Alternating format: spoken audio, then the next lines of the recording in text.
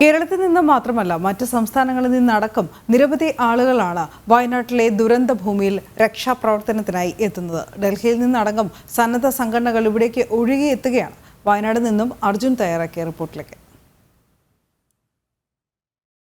നമ്മൾ ഈ കാണുന്ന ഈ ദുരന്ത ഭൂമിയിലേക്ക് മലയാളികൾ മാത്രമല്ല മറ്റ് സംസ്ഥാനങ്ങളിൽ നിന്നടക്കം ആളുകൾ വരുന്ന ഒരു കാഴ്ചയാണ് നമുക്ക് കാണുവാൻ സാധിക്കുന്നത്.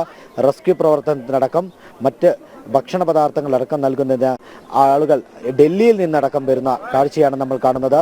അത്തരത്തിൽ മീം എന്ന് പറയുന്ന സംഘടനയിൽപ്പെട്ടവരാണ് നമ്മളുടെ കൂടെ ഇത് ഉള്ളത്. ഹലോ हेलो इधर क्या काम है? इधर सर हमारा हेल्प के लिए आए हैं साइड. हम क्या नाम है राशन वगैरह के लिए, और 2 मशीन अभी चल रही है हमारे यहाँ पे खुदाई के लिए, मतलब सब कुछ देखा जा रहा है, तो इसलिए हम यहाँ पे आए हुए हैं. दिल्ली से हमारी मीम टीम की शुरुआत हुई हुई है. दिल्ली से और हेडक्वार्टर दिल्ली में है ना? नहीं, हाँ दिल्ली में है हमारा ऑफिस जो है, तो हम यहाँ पे रहते हैं.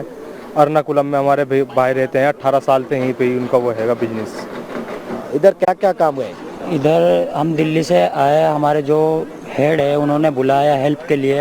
दिल्ली से 15 लोग आए हैं मीम टीम से, और इधर में आने के लिए और राशन वाशन देने के लिए बहुत बंदे काफ़ी बेचारे जो डेट एक्सपायर हो गए हैं, और उनको देखा जा रहा है. इधर दिल्ली मीम टीम की तरफ से जेसीपी भी चल रही हैं, 2 जेसीपी चल रही हैं, और अभी हेल्प कराने का हमारा काम चल रहा है, और इंशाल्लाह हम ऐसे करते रहेंगे.